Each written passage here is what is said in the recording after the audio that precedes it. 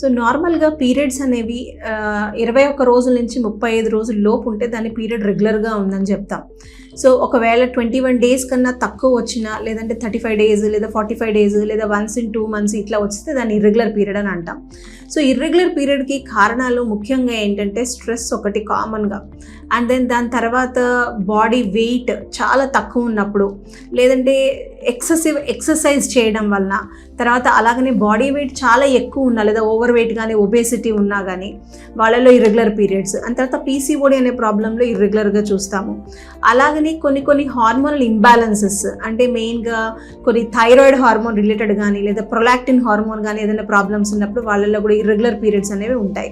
And ఈ irregular periods ఉన్నప్పుడు marriage అయిన అప్పుడు ఫీమేల్ తప్పకుండా ఇమీడియట్గా, అంటే వాళ్ళు 1 year దాకా వెయిట్ చేయకుండా వెంటనే ఒక్కసారి వాళ్ళ డాక్టర్ని కన్సల్ట్ చేసి ఒకసారి ఎవాల్యుయేషన్ అనేది చేయించుకోవాలి.